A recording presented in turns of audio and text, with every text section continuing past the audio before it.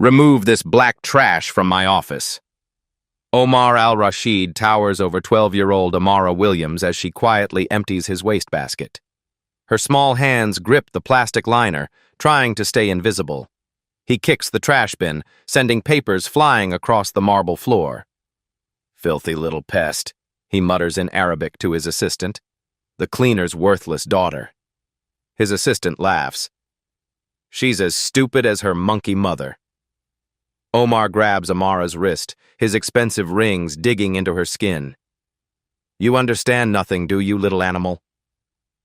Amara looks up briefly, her dark eyes meeting him. She says nothing, just continues picking up the scattered papers. He shoves her aside. "These American fools. We'll steal their 500 million while this garbage cleans up after us."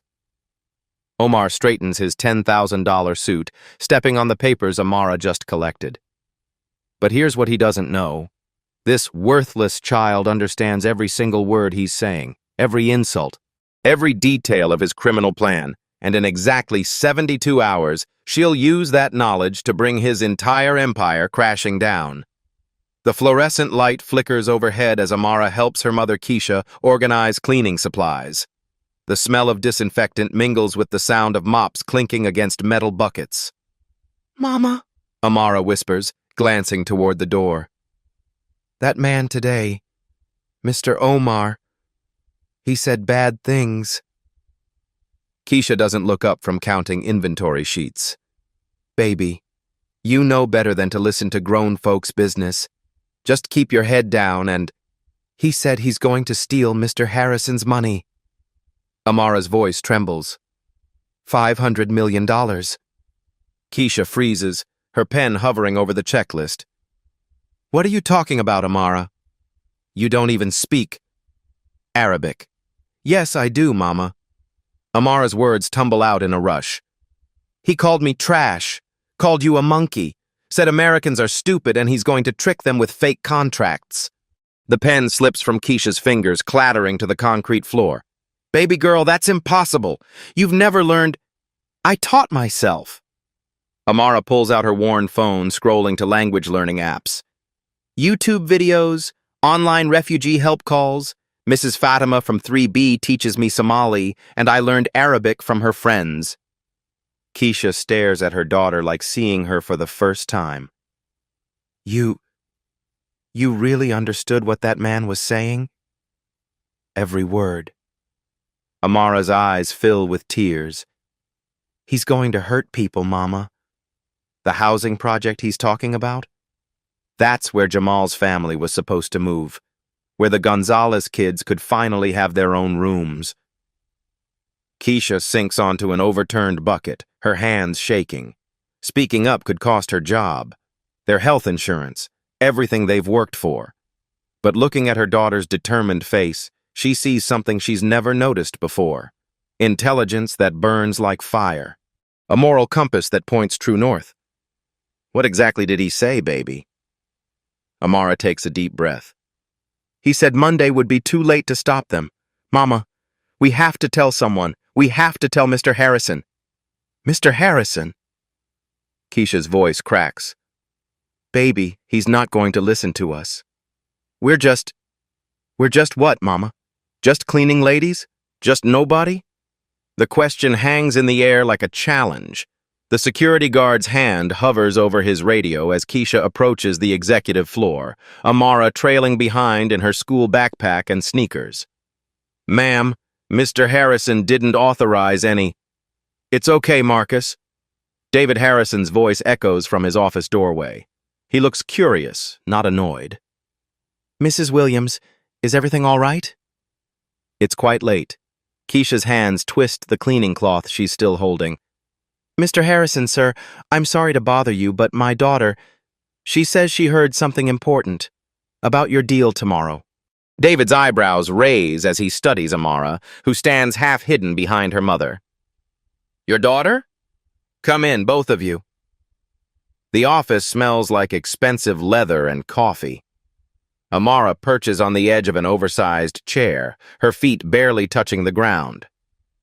"Now then," David settles behind his desk. What's this about? The man with the fancy watch, Amara begins quietly. Mr. Omar. He spoke in Arabic. He said things. Arabic? David leans forward. Honey, I don't think you understand. He said you're a fool. That Americans are stupid and easy to trick. Amara's voice grows stronger. He's planning to steal your money through fake contract words. David exchanges glances with Keisha, then speaks gently. Sweetheart, sometimes grown-ups use big words that sound scary, but... Amara straightens up. Sayakuduna kul shayin min hadihi al-shurka al-ghabiya. The Arabic flows from her lips with perfect pronunciation. David's coffee cup freezes halfway to his mouth. He said, "We'll take everything from this stupid company," Amara translates. Then his assistant laughed and said, Laisa ladehim kibra fi al-lugha al-arabiyya. She switches back to English. They have no experience with Arabic language. David sets down his cup with shaking hands. How do you know Arabic? YouTube mostly, and Mrs. Fatima upstairs teaches me. I help translate for refugee kids at the community center. Amara pulls out her phone. Want me to show you? She opens a news app and plays an Al Jazeera clip. As the rapid Arabic flows from the speaker, Amara translates simultaneously.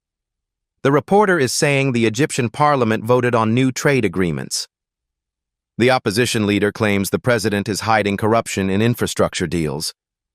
David's jaw drops. The translation is flawless, capturing not just words but context and political nuance. Amara, his voice is barely a whisper. What exactly did Mr. Omar say about our deal? He used special Arabic lawyer words mixed with regular talking to confuse any translator you might hire.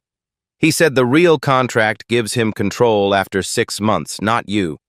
And there's hidden words that make you pay penalties if you try to stop him.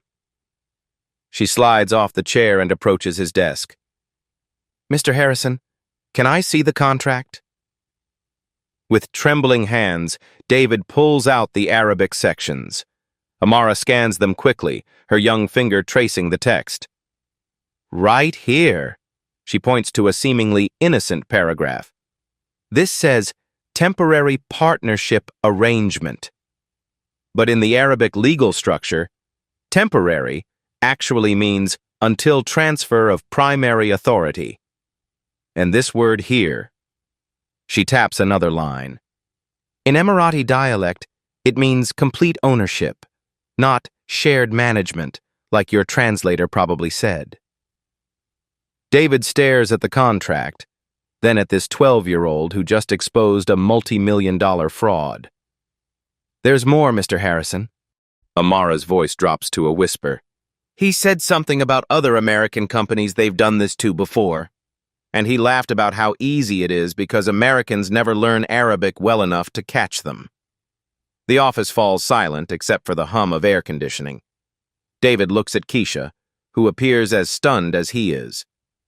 Mrs. Williams, David finally says, your daughter may have just saved our company from the biggest fraud in our history. Amara climbs back into the chair. Mr. Harrison? The signing is tomorrow, right? He said he moved it up because he wants to finish the Americans before they get suspicious. David reaches for his phone with shaking hands. I need to call my legal team. Now. Wait. Amara holds up a small hand. He also said something about having a backup American lawyer already paid to help them if anything goes wrong. Someone in your company. The room temperature seems to drop 10 degrees. 7-year-old Amara pressed her face against their apartment window, watching the Somali family across the courtyard struggle with English paperwork. Mrs. Fatima held official documents, tears streaming down her face as she tried to communicate with a city housing official. Mama, why is she crying? Amara had asked. Keisha pulled her daughter close. Sometimes, baby girl, when people can't speak the same language, they can't get help. Even when they really need it. That night, Amara downloaded her first language app.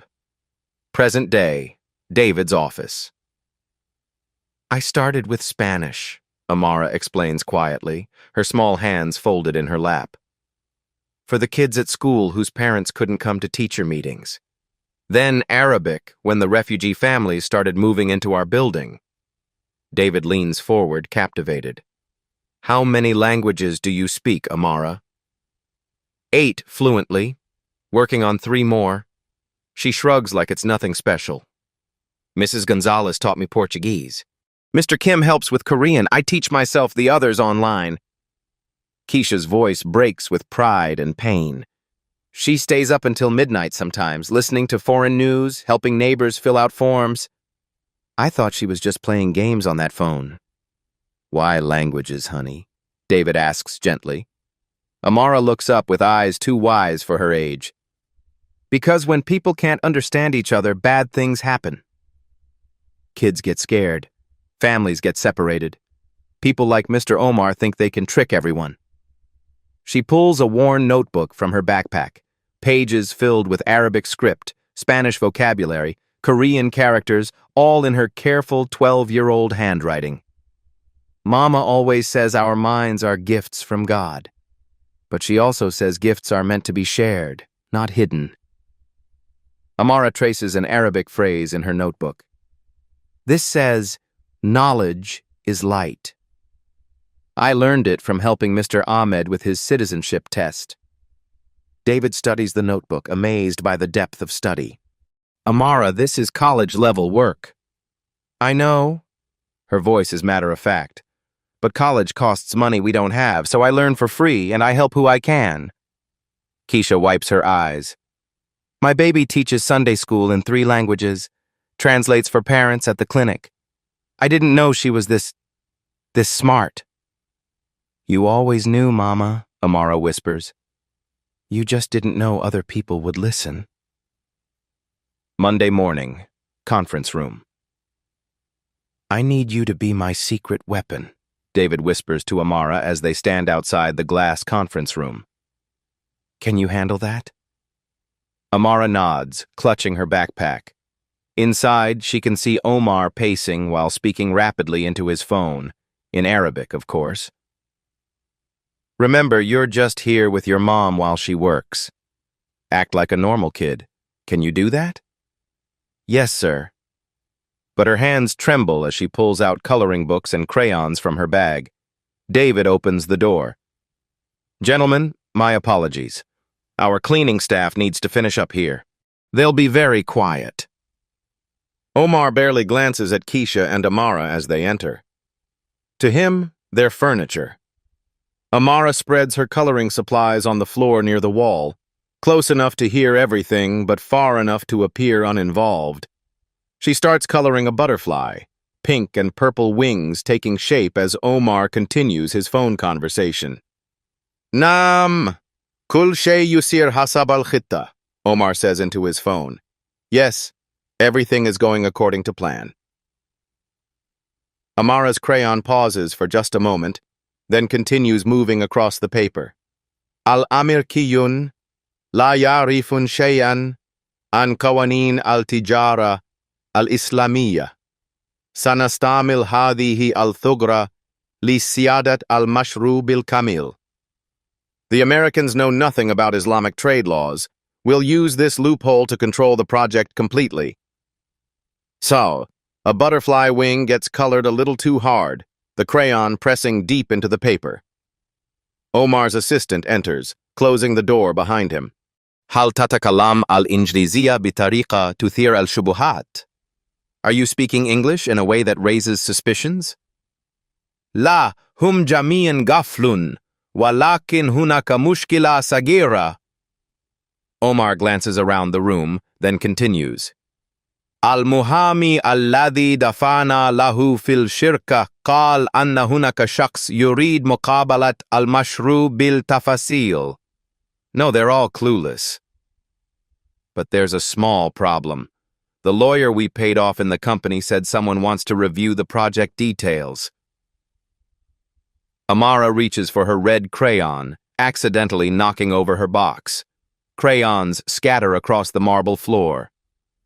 Sorry, she whispers, scrambling to collect them. Both Omar and his assistant ignore her completely. Manhua? Who is it? The assistant asks. La Arif. Lakin sanajalu yuafiku au sanuda miruhu. I don't know, but we'll make him agree or we'll destroy him. Omar's laugh is cold. Amara's small hands freeze around a blue crayon. Wamada an al-mashru as-sakani. And what about the housing project? Hada huwa al-juz al-jamil, sanakhud al-ard, wa nabni manjarat lil-aghniya. Fuqara hadhihi al-mantika sayajidun anfusahum bila manzil. That's the beautiful part. We'll take the land and build resorts for the rich. The poor people in this area will find themselves homeless. The blue crayon snaps in Amara's grip. Omar checks his expensive watch. Al-Tawki fi sa wahida. Bad halik. Sayakun kul shay kad intaha. Signing in 1 hour. After that, everything will be finished. As the two men leave, Amara slowly packs up her crayons. Her butterfly drawing lies forgotten, one wing beautiful, one wing torn where her crayon pressed too hard when she heard about families losing their homes. David approaches quietly. Well? Amara looks up with tears in her eyes. Mr. Harrison, it's worse than we thought, and we don't have much time. Harrison and Associates, main conference room, 30 minutes later. David stands before his senior partners, Amara sitting small and quiet in an oversized chair beside him. The mahogany table stretches between them like a courtroom divide. Let me understand this correctly. Senior partner Margaret Foster adjusts her designer glasses. You want to delay a $500 million deal because of something a child claims to have overheard? Margaret, if you'd just listen to what she... David, partner Robert Carter interrupts, his voice dripping condescension. Are we really taking legal advice from the cleaning lady's daughter? This is absurd. She's 12 years old. Foster's voice rises. Children mishear things. They make up stories for attention. This is exactly what happens when you let the help bring their kids to work. Amara's small hands clench in her lap, but she stays silent. Gentlemen, ladies, David tries again. She speaks fluent Arabic. She understood. Oh, please. Partner James Sullivan leans back in his leather chair. These kids watch too much TV. Probably picked up a few words from some movie and thinks she's a translator. Maybe she misunderstood what she heard, Carter adds dismissively. You know how these people can be. They see conspiracies everywhere. The room falls silent. The racist implication hangs in the air like poison gas. Keisha shifts uncomfortably by the door, wanting to grab her daughter and run. Furthermore, Foster continues, even if this child did hear something, we have professional translators. We have contracts reviewed by the best legal minds in the city. Are you suggesting we trust a 12-year-old over Harvard law graduates? I'm suggesting, David's voice hardens, that we listen to someone who might have information we need. Sullivan snorts. Information? David, she's a kid from the projects. She should be in school, not in boardrooms making up fairy tales about international conspiracies. What's next? Carter laughs. Are we going to consult the janitor about merger strategies? Ask the security guard to review our tax codes? That's enough. David slams his hand on the table. But Foster isn't finished. David, I understand you want to be progressive, but this is a business, not a charity. We can't make decisions based on the fantasies of some cleaning woman's brat. Watch your mouth, Margaret. Or what? You'll have me fired for speaking the truth? This little girl needs to be back where she belongs, at home, playing with dolls, not pretending to understand adult business. Amara finally speaks, her voice barely above a whisper. May I ask Mr. Carter something? The partners exchange glances. Foster rolls her eyes. Go ahead, honey, David encourages. Amara looks directly at Carter. You said magna cum laude Harvard Law in your introduction, but you pronounced magna wrong. It's magna, not magna. Latin stress patterns fall on the penultimate syllable when it contains a long vowel. The room goes dead silent. Also, Mr. Sullivan, when you said we should trust the best legal minds, you used a dangling modifier. It should be the best legal minds should trust us, if that's what you meant. Sullivan's face reddens. And Mrs. Foster, you said these people twice. I counted. My mama taught me that when someone says these people, they usually mean people I don't respect. Foster's mouth opens and closes like a fish. David smiles grimly. Now, shall we test her Arabic, or are you convinced that intelligence doesn't come with age requirements? The senior partners shift uncomfortably in their expensive suits, suddenly very interested in their legal pads. Conference room, 45 minutes before signing. David turns to his humbled partners. Gentlemen, ladies, meet our new linguistic consultant. Amara, are you ready to help us save this deal?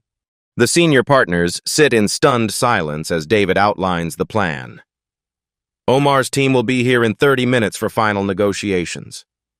Amara will sit quietly in the corner with her tablet, appearing to play educational games. In reality, she'll monitor all Arabic communications and feed us intelligence. Foster starts to object, but David cuts her off. Margaret, unless you suddenly learned Arabic overnight, I suggest you listen. Amara opens her tablet and shows them a simple drawing app. I'll use this to send you signals. Red dot means they're lying. Blue dot means important information. Green dot means they're telling the truth about something. That's actually quite sophisticated, Carter admits reluctantly. The conference room doors open.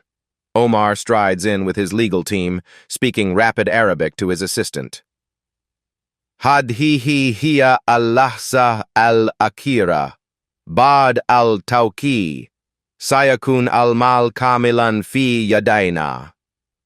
This is the final moment. After signing, the money will be completely in our hands. Amara's finger moves across her tablet screen.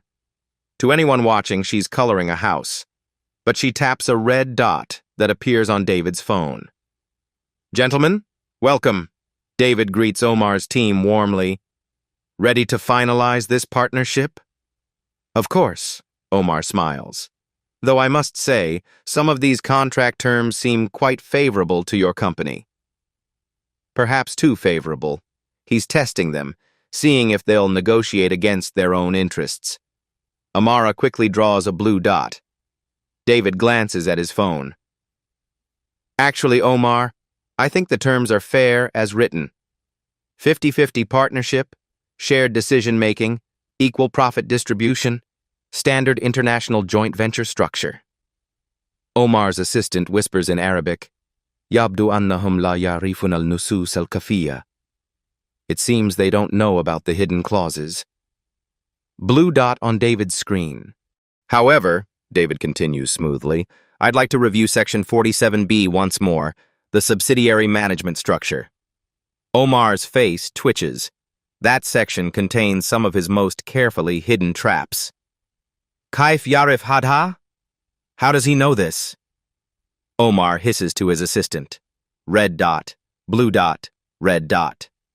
Amara's little fingers work quickly, her drawing app becoming a sophisticated intelligence-gathering tool. Is there a problem with Section 47B? David asks innocently. No problem, Omar lies smoothly. Though perhaps we could discuss the timeline modifications. He launches into a complex explanation, switching between English and Arabic to confuse the Americans. But Amara catches every word. Her tablet shows David a simple drawing, a clock with 6 months written underneath, crossed out, with 30 days written beside it. Interesting, David muses. So you're proposing to accelerate the timeline from 6 months to 30 days? That seems quite aggressive. Omar freezes. He never mentioned timeline changes in English. Kaif Sami Dalek? How did he hear that? Omar's assistant asks in Arabic. La adri. Lakin yajib an nakun hadirin. I don't know, but we must be careful. Omar's eyes sweep the room suspiciously. His gaze passes over Amara, who appears completely absorbed in coloring a butterfly on her tablet. Just a child playing games while adults conduct business. Mr. Omar, David says calmly, I think we need to discuss the real terms you're proposing. All of them. In detail. Omar's confident smile begins to crack. Sullivan whispers to Foster, How is David doing this? Foster watches Amara's innocent face as the child continues her game, then whispers back, I think we owe someone an apology. David's private office, during the recess. David closes his office door and sits across from Amara in the small seating area, away from the imposing desk. For the first time all day, he's not a powerful lawyer, just a father figure talking to a remarkable child. Can I tell you something, Amara? His voice is gentle, vulnerable. When I was your age, nobody listened to me either. Amara looks up from her tablet, surprised. I grew up in a trailer park in Ohio. My dad fixed cars. My mom cleaned houses, just like your mama. David's eyes grow distant. I was the first person in my family to go to college.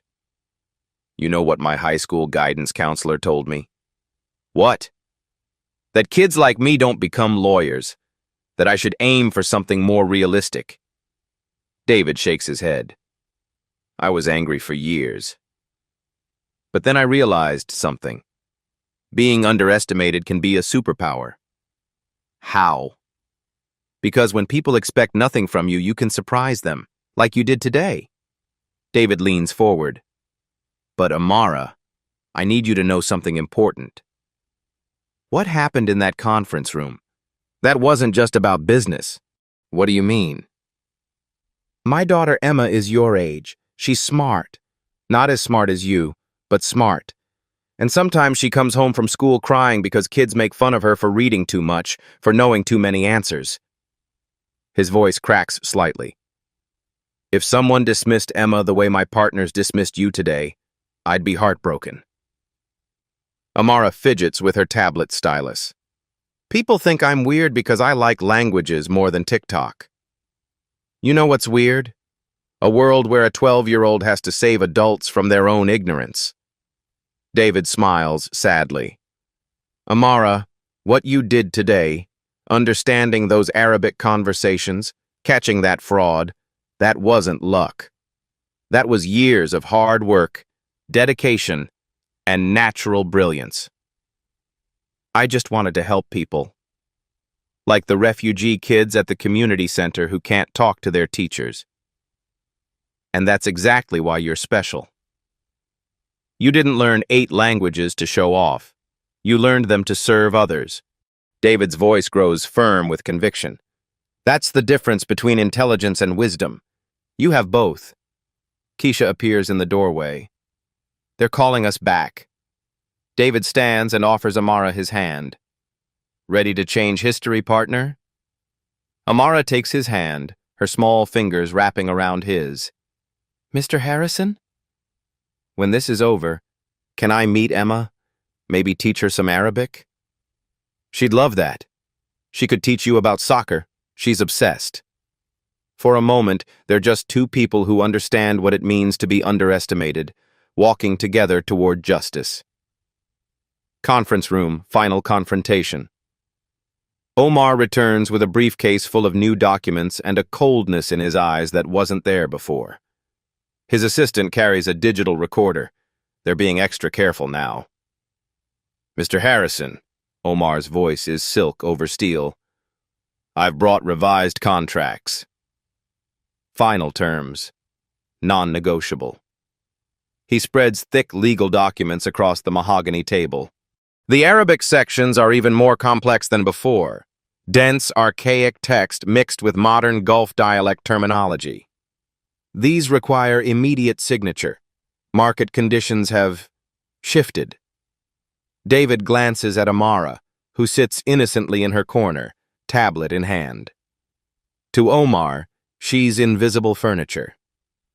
Of course.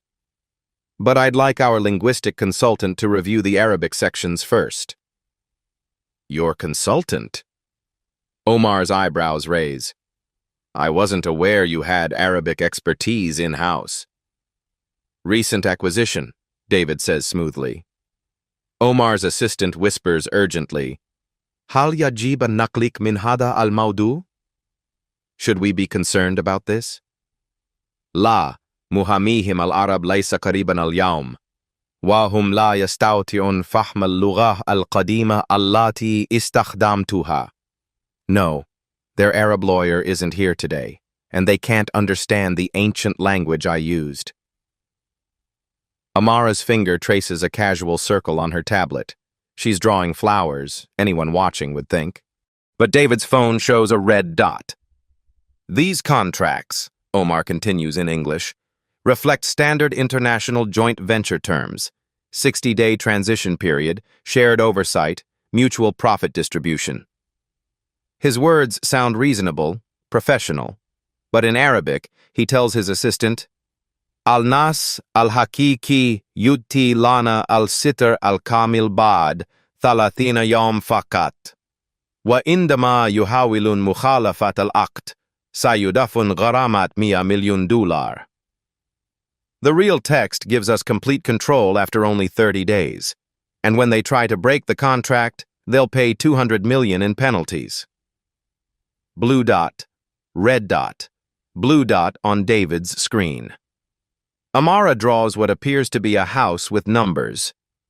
30 days and $200 million. Interesting timeline, David muses, studying the English version. I see 60 days mentioned here, but I'm curious about enforcement mechanisms. Omar freezes. The English version clearly states 60 days. Kaif yarif anal thalathina yawm. How does he know about the 30 days? The assistant hisses. Sakt. Rubama kan takhminan. Quiet. Maybe it was a guess. Red dot appears on David's phone. Mr. Omar, could you clarify the penalty structure? The Arabic seems quite comprehensive. Omar's confidence cracks. What penalty structure? The $200 million in liquidated damages mentioned in Section 73C of the Arabic text. The temperature in the room drops 10 degrees. Omar's face goes pale. Hadha mustahil. La yumkinhum qira'at al-Arabiyya bihada al-mustawa. This is impossible. They can't read Arabic at this level. Yajib ana yakun hunaka jasus. There must be a spy. Both dots, red and blue, flash frantically on David's screen. Omar's eyes scan the room like a predator seeking prey. They pass over the senior partners, the legal assistants, David himself, and land on Amara. The little girl sits quietly, coloring what appears to be a rainbow on her tablet, completely absorbed in her childish artwork. Omar stares at her for a long, suspicious moment. Then he walks over to her chair. Little girl, his voice is deceptively gentle. What are you drawing? A rainbow, Amara answers without looking up, continuing to color.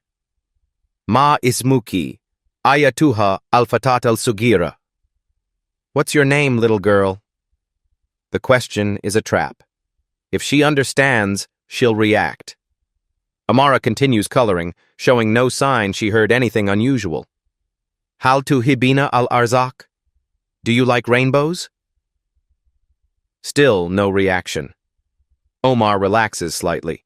Just a stupid child after all. But then he notices something. Amara's crayon paused, just for a microsecond when he spoke Arabic. Atakulu anaha latafam? You're sure she doesn't understand? He asks his assistant. This time, Amara's hand definitely trembles. Omar's eyes narrow. He kneels down beside her chair, his expensive suit bringing him to her eye level. Ayatuha al-fatat al-sugira, hal tufhaminana? Little girl, do you understand us? Amara looks up with big, innocent eyes. Are you talking to me, mister? I don't speak Spanish. Arabic, child. Arabic. Oh, no, I only speak English. And a little Spanish from school. But Omar sees something in her eyes, a flicker of intelligence, of understanding. Ureidu minki an takhruji min hadhihi al-ghurfa halan. I want you to leave this room immediately. Amara blinks, looking confused. Mama? She calls Keisha. But Omar isn't fooled.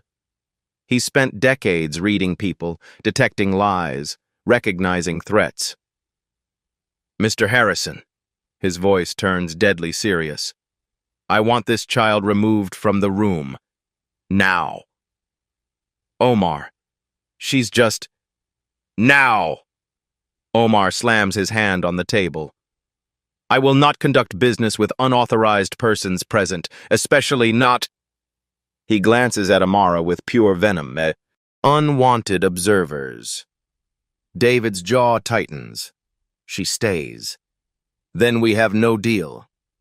Omar begins gathering his documents. The moment of truth. Millions of dollars hang in the balance. David's entire firm's future rests on his next decision. He looks at Amara, this brave little girl who's risked everything to expose the truth. Amara, David says clearly, would you please tell Mr. Omar in Arabic exactly what you heard him say about the $200 million penalty clause? The room goes dead silent. Omar's face turns white as paper, and Amara stands up, looks Omar directly in the eyes, and speaks in perfect, crystal-clear Arabic. Samituka takul anna al-nas al-hakiki yutika. السيارة الكاملة بعد 30 يوما فقط وأن الأمريكيين سيدفعون غرامات 200 مليون دولار عندما يحاولون مخالفة العقد. I heard you say that the real text gives you complete control after only 30 days, and that the Americans will pay $200 million in penalties when they try to break the contract. Omar staggers backward like he's been shot. The stupid little black child just destroyed his entire criminal empire. Conference room, the dramatic reversal. The silence stretches like a taut wire ready to snap. Omar stares at Amara as if she's materialized from thin air, no longer invisible, no longer dismissible, no longer just a child. Hada mustahil. This is impossible. The words escape his lips like a death rattle. Amara steps forward, her tablet clutched in her small hands, and addresses the room in clear, confident English. Mr. Omar has been speaking Arabic this entire time because he believed none of you could understand him. He called me black trash, filthy pest, and worthless garbage. He called my mama a monkey. He said Americans are stupid and easy to fool. Her voice grows stronger with each word. But worse than the insults, he's been planning to steal $500 million through fraudulent contract language. The Arabic text gives him complete ownership of the project after 30 days, not 60. If you try to stop him, you pay $200 million in penalties. And the housing development for low-income families? He plans to tear it down and build luxury resorts for rich people. Omar's assistant bolts for the door, but David's security team, quietly summoned during the recess, blocks his exit. Furthermore, Amara continues, pulling up her tablet, I recorded everything. She taps the screen.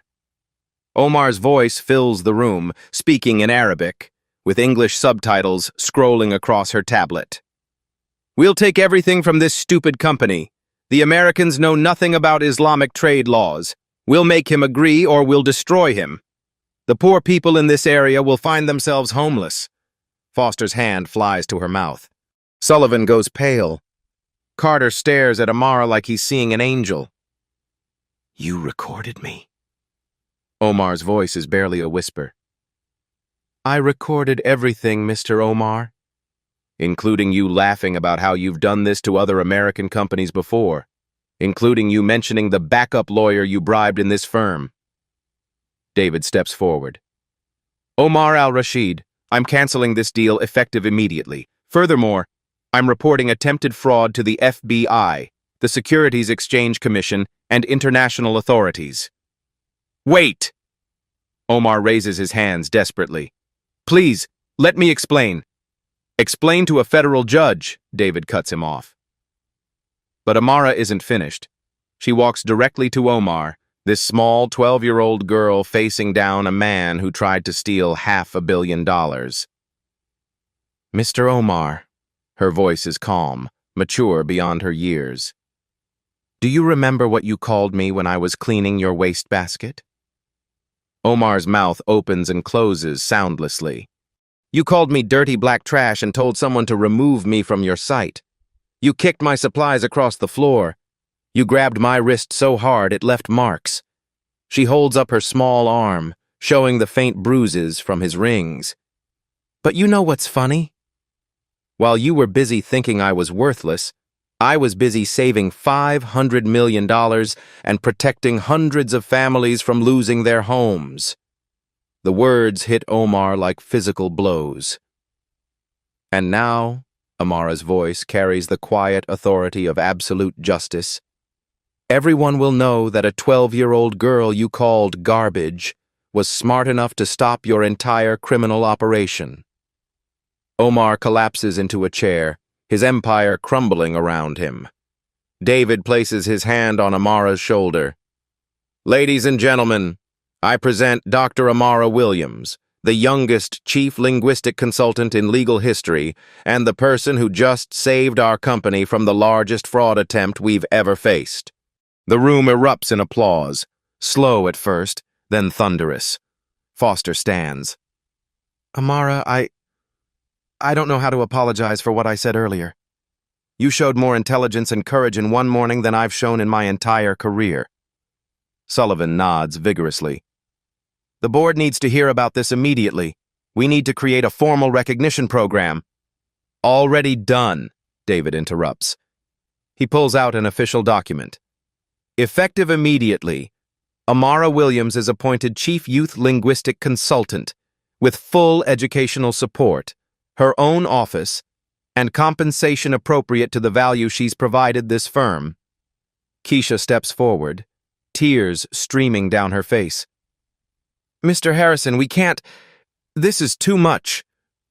"Mrs. Williams," David turns to her with deep respect, "your daughter didn't just save our company. She exposed international fraud that could have hurt countless families. This isn't charity. It's payment for services that no amount of money could truly cover." Chen approaches Amara hesitantly. Could I shake your hand? I've never met anyone quite like you." As Amara shakes hands with her senior partner, the same people who called her a liar and a fantasist an hour ago, Omar makes one last desperate attempt. "Please," he begs David, "I have family, children of my own. If this goes public, I'll lose everything." Amara turns to him, and for a moment, her 12-year-old compassion shows through. "Mr. Omar, I hope your children never have to hear adults call them worthless because of how they look or where they come from. I hope they never have to prove they're smart enough to exist in the same room as you." Her kindness is more devastating than any accusation. "But you tried to steal money that would have built homes for kids like me. You tried to hurt my community, my friends, my neighbors. So no, I can't help you now." David's phone buzzes with notifications, news outlets already picking up the story. 12-year-old genius exposes $500 million fraud. Cleaning lady's daughter saves major law firms. Child prodigy outsmarts international criminal. "Amara," David kneels down to her level, "there are going to be reporters, interviews, maybe even book deals. But I want you to know, you never have to be anyone's symbol or spokeswoman.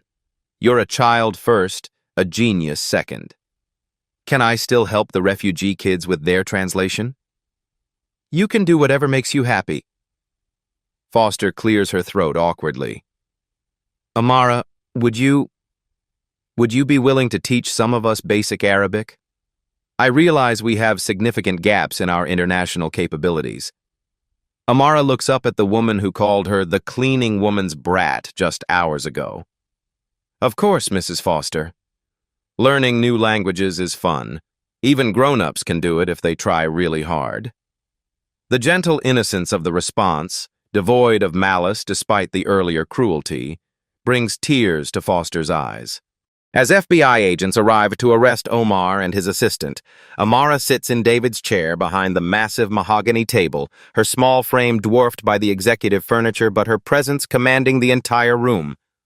The worthless trash Omar tried to sweep away has become the most powerful person in the building, and she's only 12 years old. 1 year later, Harrison and Associates. The brass nameplate on the office door reads, Dr. Amara Williams, Chief Youth Linguistic Consultant. Inside, 13-year-old Amara sits at a child-sized desk next to a regular one, reviewing documents in 5 different languages, while her homework lies open nearby, advanced calculus that would challenge most high school students.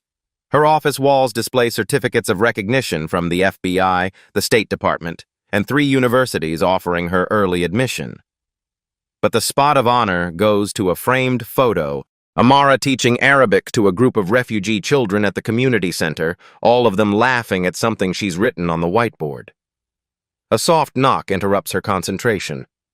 David enters with a young girl who looks remarkably like him. Amara, I'd like you to meet my daughter Emma. Emma, blonde and shy, clutches a soccer ball and stares at Amara with a mixture of awe and nervousness.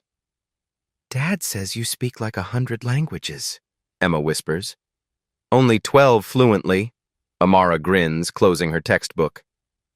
But I'm working on Mandarin. Want to hear something cool in Arabic? Really?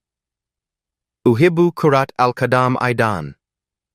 Amara points to Emma's soccer ball. That means I love soccer too. My friend Layla taught me all the soccer words when she moved here from Syria. Emma's face lights up. Could you teach me to say goal in different languages? For the next hour, the 2 girls sit cross-legged on Amara's office carpet, teaching each other. Emma demonstrating soccer kicks while Amara provides multilingual sports commentary that has them both giggling. David watches from the doorway, remembering how a year ago his colleagues dismissed this brilliant child as worthless trash. Mr. Harrison? Keisha appears beside him, wearing the professional attire of her new position as Director of Community Outreach. The scholarship committee is ready for you. In the main conference room, the same room where Omar once called Amara garbage, David addresses a diverse group of teenagers and their parents. The Amara Williams Foundation has approved full educational scholarships for 15 students this year, he announces. Each recipient was nominated by someone who saw potential that others missed. The recipients include a homeless honor student, a teenage single mother pursuing her GED, a young man whose learning disabilities masked his mathematical genius, and a deaf girl whose American Sign Language skills make her a natural for international relations. But before we celebrate, David continues, I want you to hear from someone special. Amara enters the room, no longer the invisible child with the cleaning supplies. She wears a simple dress and carries herself with quiet confidence that commands immediate respect.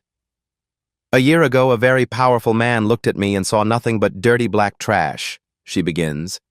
He thought I was too young, too poor, too different to matter. He was wrong. She pauses, looking at each scholarship recipient. But here's what I learned. He wasn't wrong because I'm special. He was wrong because every person in this room is special. Every person has gifts that the world needs, even if the world doesn't know it yet. A teenage mother wipes tears from her eyes. The hardest part isn't proving you're smart enough or good enough. The hardest part is believing it yourself when everyone around you says you're not. Amara's voice grows stronger. I'm here to tell you, you are enough. You are worthy. You are brilliant. And someday you'll get the chance to prove it. She turns to address the room at large. But this isn't just about the people receiving scholarships today. This is about all of us learning to see differently. Amara walks to the same spot where Omar once stood, where he once dismissed her as nothing. Look around your schools, your workplaces, your communities. Who are you not seeing? Whose voice are you not hearing? Whose potential are you missing because they don't look like what you expect genius to look like? The room is completely silent, hanging on every word from this 13-year-old who changed everything. The next time you see someone cleaning an office, ask yourself, what languages do they speak? The next time you pass a child sitting quietly in a corner, ask yourself, what are they thinking about? The next time someone seems different from you, ask yourself, what can they teach me? Amara pauses at the head of the conference table. Because here's the truth that took me 13 years to learn. Talent doesn't wear expensive suits. Intelligence doesn't need a college degree. Wisdom doesn't require wrinkles. And worth has nothing to do with the size of your paycheck. She looks directly into the camera that's recording this moment for the Foundation's website. So I'm asking you, yes, you are watching this. What will you do differently tomorrow? Will you notice someone you've been overlooking? Will you listen to someone you've been dismissing? Will you see potential where others see problems? Amara smiles, the same quiet smile she had when Omar first underestimated her. Because somewhere out there is another kid like me, sitting quietly in a corner, understanding more than anyone realizes. And they're waiting for someone like you to see them. She pauses one final time. Don't make them wait too long. The screen fades to text. Share your story of hidden potential in the comments below. Like this video if you believe talent exists everywhere. Subscribe to Black Soul Stories for more stories of people who changed the world by being exactly who they were meant to be. And remember, you never know who might be listening.